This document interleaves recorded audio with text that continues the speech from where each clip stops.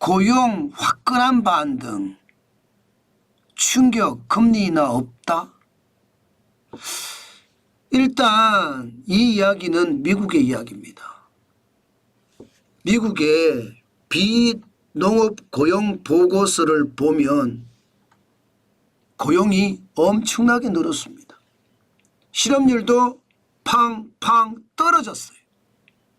그러다 보니까 시장에서는요, 아니 경기 좋잖아. 그런데 이거 잘못 내리면 오히려 경기 더 망칠 수 있는 것 아니냐? 이런 얘기까지도 나옵니다. 그러면서 말입니다. 굳이 말입니다. 지금 금리를 내릴 필요는 없는 것 아니야. 이런 얘기까지 나온다는 뜻입니다. 경기가 좋을 때 금리를 내리면 물가를 더 자극할 수 있거든요. 그래서 시장에선 우려한다는 뜻입니다. 실제로 말입니다. 그렇게 되니까 9월에 0.5%포인트 내린 것도 무리했다, 이런 반응이 시장에서는 나오고요. 반면에 11월 7일 날 미국의 금리 인상은 현재까지는요 0.25%포인트 올린다에 방점이 찍혔습니다. 이게 여러분 지난주까지만 하더라도 0.5% 인하한다에 방점이 찍혀 있었습니다. 그런데 미국의 비농업 고용 인구 보고서가 나오면서 확 바뀌었어요. 심지어 동결이 말입니다. 2.6%까지 늘었고요.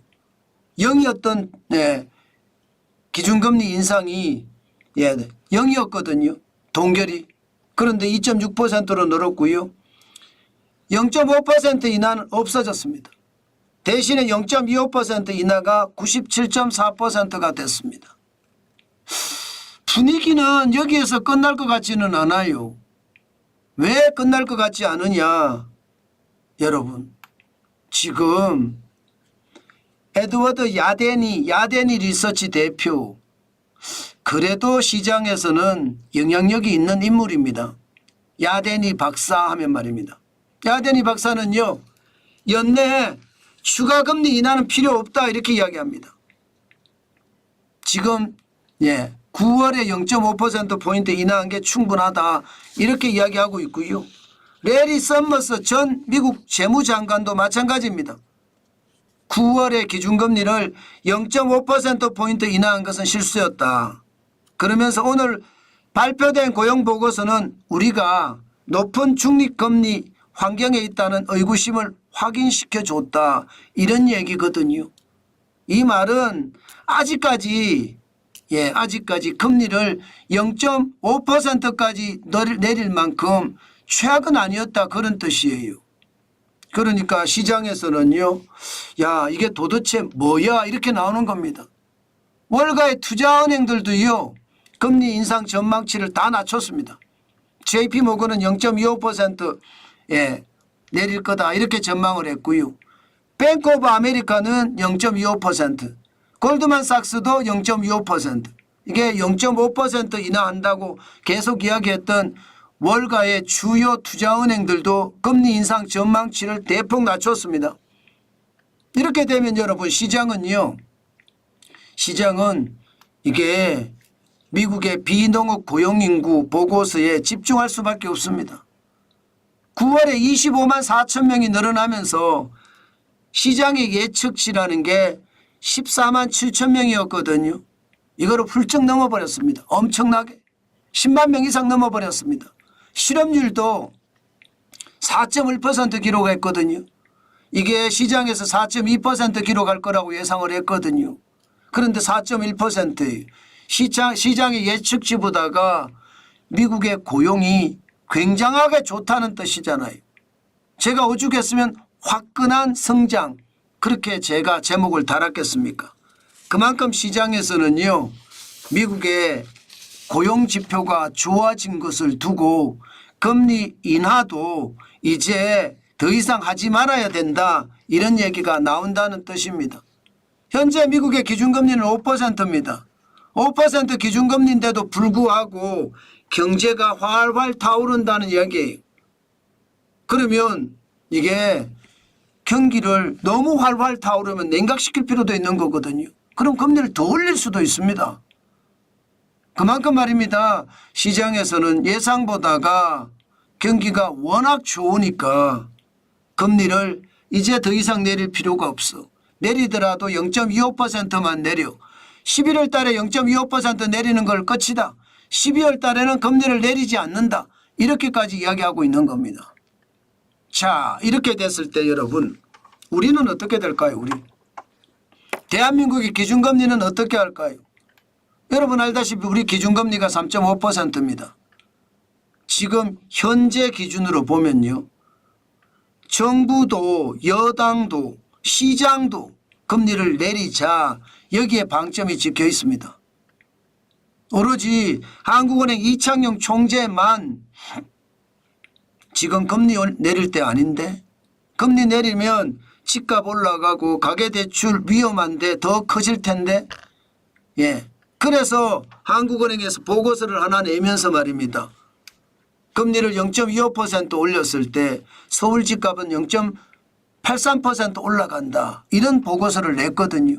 이 말은 한국은행 이창용 총재는 내리기 싫은 거예요 지금. 그런데 시장에는요 워낙 말입니다. 골목상권 지역상권 뭐 줄폐업이라고 이야기하면서 시장은 최악이라고 이야기하거든요. 이 시장을 살려야 된다는 측면에서 여당과 정부는 계속 내려라 이런 이야기를 하고 있다는 뜻입니다.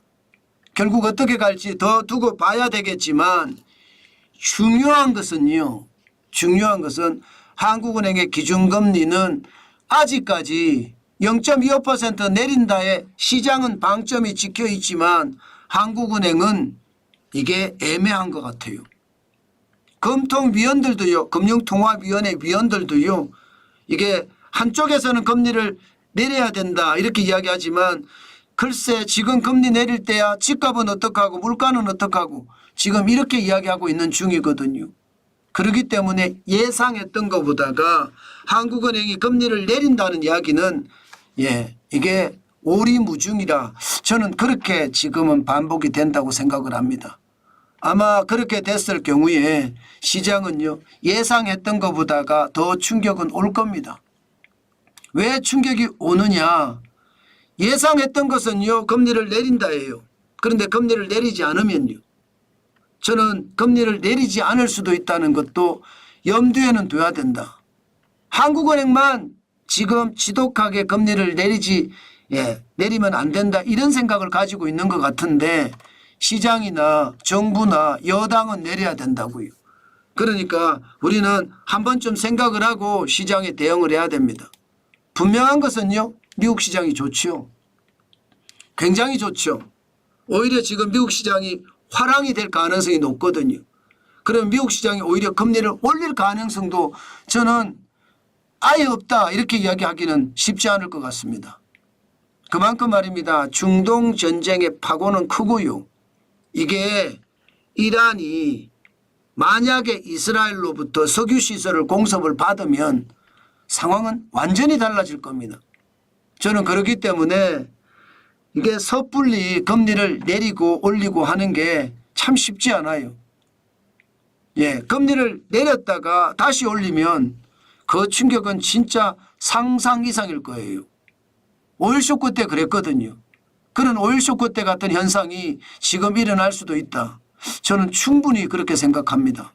때문에 여러분 시장을 긍정적으로 시장을 강세로만 계속 보지 말고요. 블랙스완이라고 했죠. 예기치 못한 위기가 터지는 것. 회색 코뿔소라고 했죠. 벌어진 위기가 더 크게 확장되는 것. 저는 두 가지 다 시장에서는 고려를 해야 된다 이렇게 생각합니다. 그만큼 세계 경제가 살아는 판이기 때문에 금리 인하의 문제도 굉장히 예민한 문제가 됐다. 오늘은 그렇게 말씀드리고 싶습니다. 그만큼 시장은 굉장히 변했고 그 변화에 한국은행이 어떻게 할지 우리도 한 번쯤 봐야 됩니다. 그만큼 중요하다는 뜻이에요. 여러분 반드시 금리 인하한다에 방점을 찍어 놓고 시장을 꼭 보시지 마시고요. 동결이라는 카드도 있다는 것, 그리고 11월에 금리 인하할 수도 있다는 것, 그것도 생각을 하면서 시장 대응하면 좋을 것 같습니다. 그만큼 말입니다. 금리 인하에 대한 것은요, 지금 그만큼 예민한 문제이기도 하고요. 시장에서도 예민하게 바라보고 있다는 것, 우리 다시 한번 생각해 보자고요.